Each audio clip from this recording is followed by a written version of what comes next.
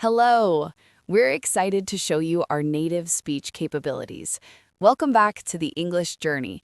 Today, we are solving the most frustrating problem in language learning, understanding everything, but being unable to speak. I'm Anna. And I'm Abel. I know exactly how it feels to have the words in your head, but they get stuck in your throat. Today, we are going to help you break that silence. So, Abel, let me ask you something, and I want our listeners to think about this question too. Have you ever watched a movie in English? Maybe a 2-hour movie, and you understood almost everything that happened? Oh, absolutely. I do this all the time. I watched an American movie last weekend. I understood the jokes. I understood the emotions. I even understood when the characters were speaking very fast. I felt so good about myself. That sounds wonderful. So then the next day you go to a coffee shop and the person at the counter smiles at you and says, "What can I get for you today?" And what happens? And that is the moment everything falls apart. My mind goes completely blank, my heart starts beating fast, I open my mouth and nothing comes out. Or maybe I say something like, I want, coffee, please. And it sounds so strange and broken. It is honestly one of the most embarrassing feelings in the world. You are not alone, Abel. This feeling has a name. Researchers and language teachers call it the gap between passive knowledge and active recall. And today, we are going to explain exactly what this gap is, why it happens, and most importantly, how to close it step by step. I love that we have a name for it because sometimes when something is frustrating, just knowing that it has a name makes you feel less alone. It means other people have experienced it too. Exactly. So let us start with the mystery, the big question. Why can a person watch a 2-hour movie in English and understand almost everything, but then cannot order a simple coffee? This seems very strange, very unfair even. It really does seem unfair. You think, I spent hours and hours watching English content, I should be able to speak, right? This is a beautiful question, and the answer is that understanding English and speaking English use two completely different parts of your brain. They're like two different muscles in your body. One muscle has been getting a lot of exercise. The other muscle has been resting. Oh, that is a very interesting way to think about it. Can you explain more? Of course, when you watch a movie, your brain is doing something called passive listening. The word passive means you are receiving information. You are not producing anything. Your brain hears a word, it recognizes it, it understands the meaning, and it moves on to the next word. This happens very quickly and almost automatically after enough practice. So my brain has become very good at receiving English, like a radio receiver. Perfect comparison. Your brain is an excellent receiver, but speaking is completely different. Speaking is active. The word active means you are producing something. You have to find the word yourself from inside your own memory. You have to put it in the correct order. You have to move your mouth and tongue in the right way. You have to think about grammar, and you have to do all of this at the same time while another person is waiting for your answer. When you describe it like that, it sounds incredibly difficult, like trying to cook a meal while someone stands next to you and watches every move you make. That is exactly what it feels like. And this brings us to our key vocabulary word for this section. The word is recall. Recall means to bring something back from your memory when you need it. R-E-C-A-L-L. Recall. When you're watching a movie, your brain does not need to recall words. The words come to you. They appear on the screen or through the speakers. But when you're speaking, you must recall every single word yourself. And this is a very different and much harder skill. So I have a lot of passive knowledge. My understanding bucket, as we said, is very full.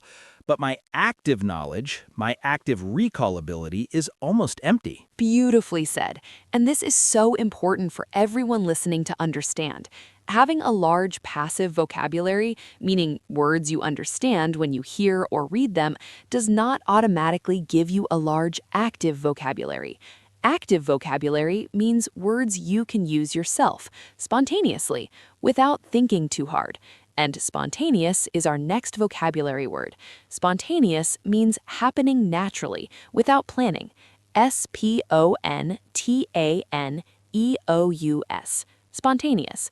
True fluency means you can speak spontaneously without stopping to translate in your head. And right now, when I try to speak, I'm definitely not spontaneous. I'm the opposite of spontaneous. I'm very slow and very planned and still very wrong. And that is completely normal at this stage. But let us talk about something that makes this problem even worse, something that many learners experience but do not always talk about. It's called perfectionism, and this is one of the biggest barriers to speaking English. Oh, I definitely have this problem. Can you explain what perfectionism means in this context? Perfectionism in language learning means that you are afraid to speak unless you are sure you will say everything correctly. You want your grammar to be perfect, you want your pronunciation to be perfect, you want to choose exactly the right word, and because you're afraid of making a mistake, you say nothing at all. Yes, this is me. This is completely me. I remember one time I wanted to ask someone for directions. I knew the words I wanted to say, but then I started thinking, wait, is it can you tell me or could you tell me? Is it where is or where are?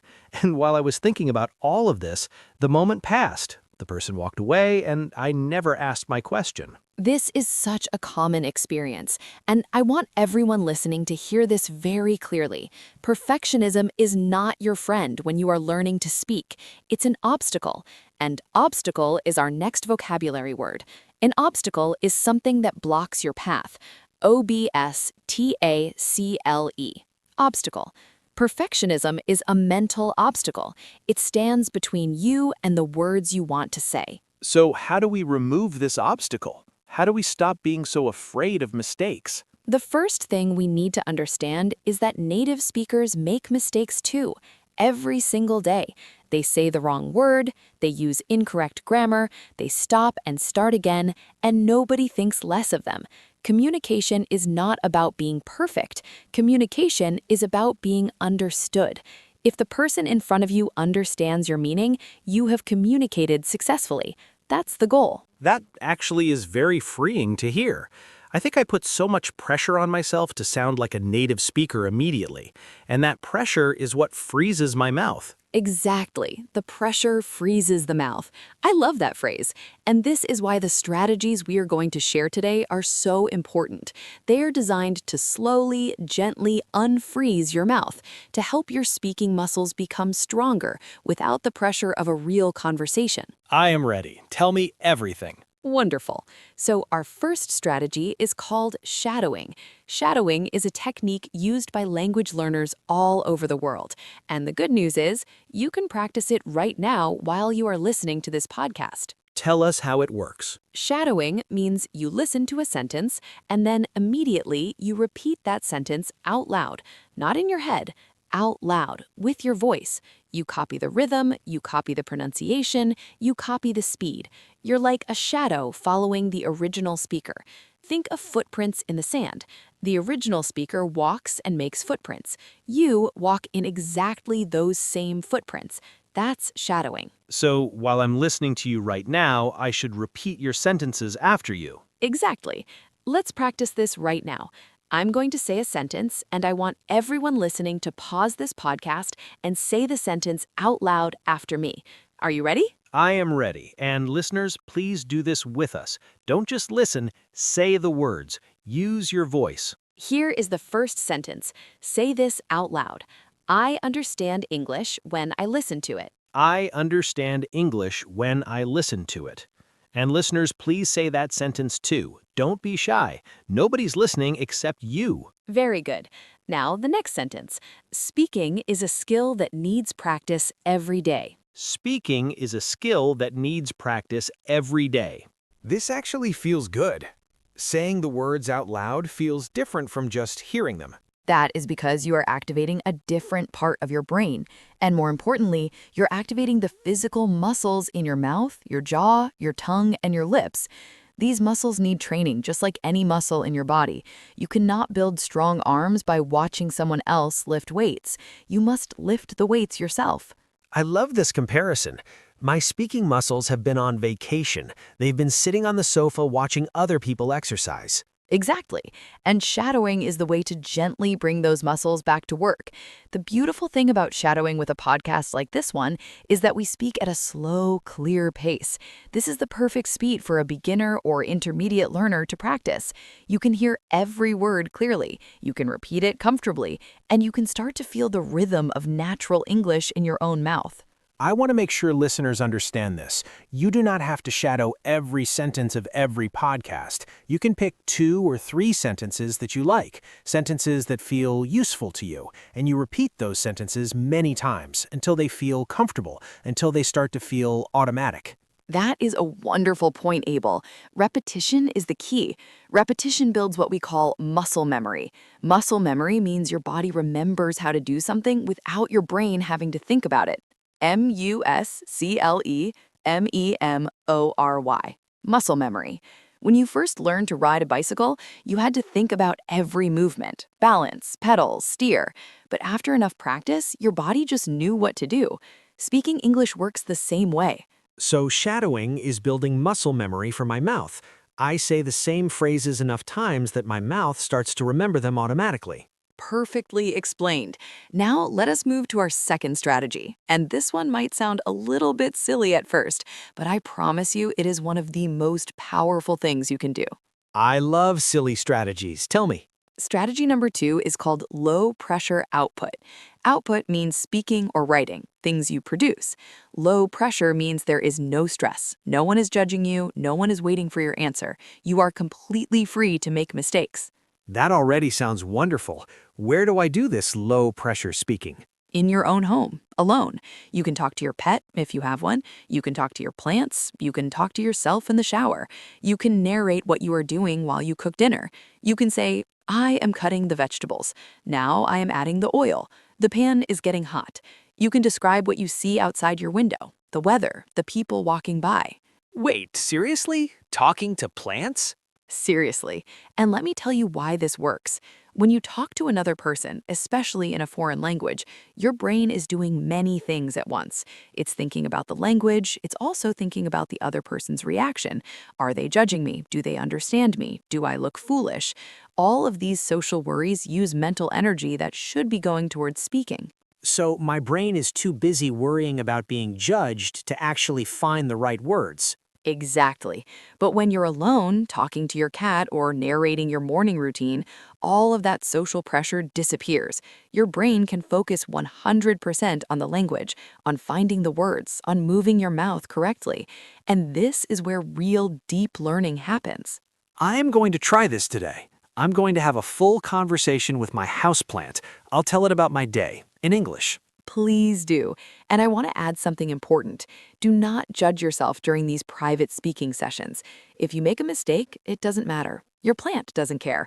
The goal is simply to keep talking, to keep producing English sounds, to keep those speaking muscles moving.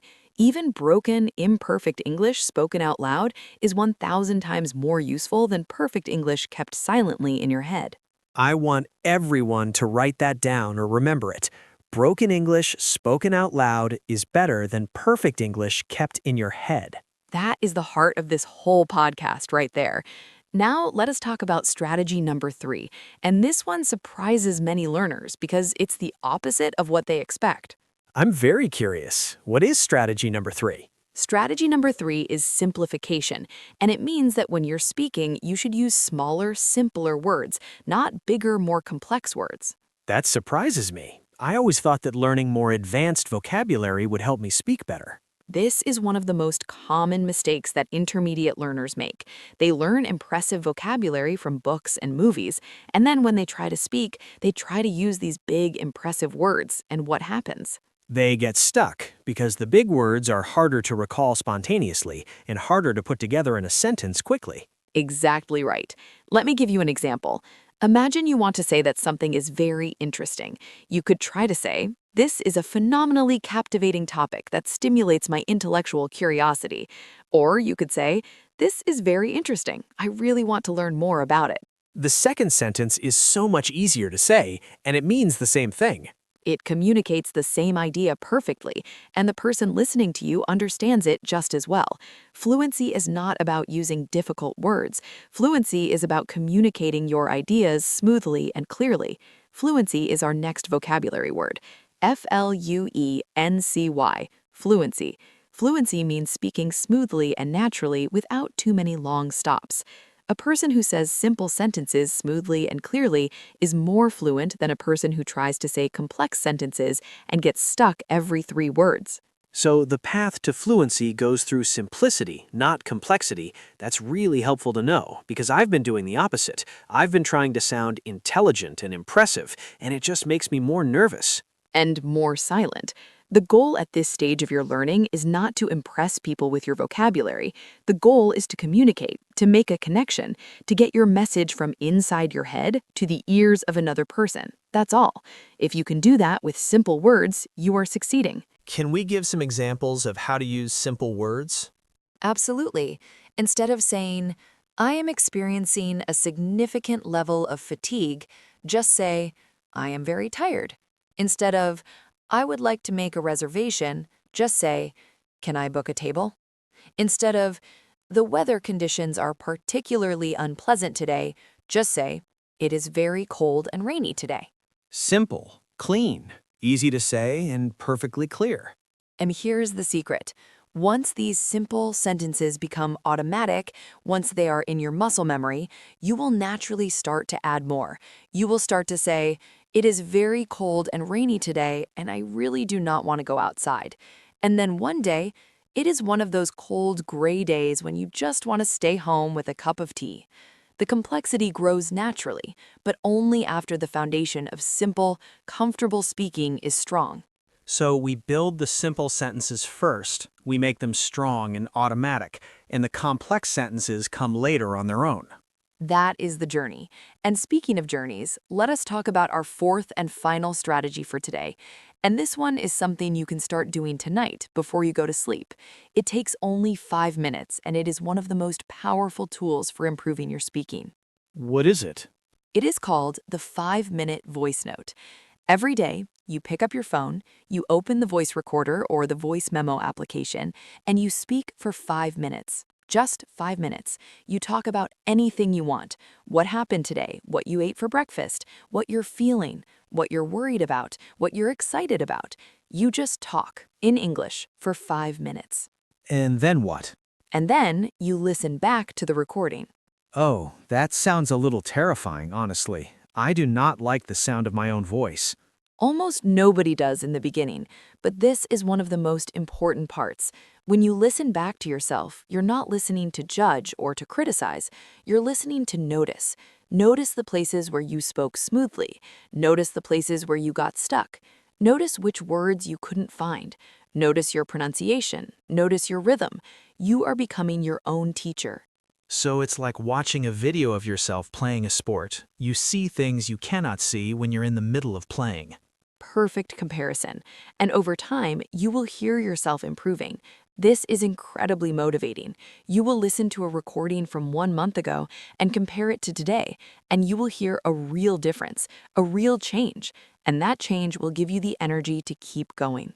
What should people talk about in their 5-minute voice note, especially if they feel like they don't know what to say? Great question. Here are some simple prompts, meaning topics to start with. You can talk about your day. Today, I woke up at 7. I had coffee and some bread. I went to work. My colleague said something funny. You can talk about a movie or a show you watched. I watched a film last night. It was about a family in a small town. The main character was very brave. You can talk about your feelings. I feel a little tired today. I think I need more sleep. But I also feel happy because the weather is nice. You can even talk about your English learning journey.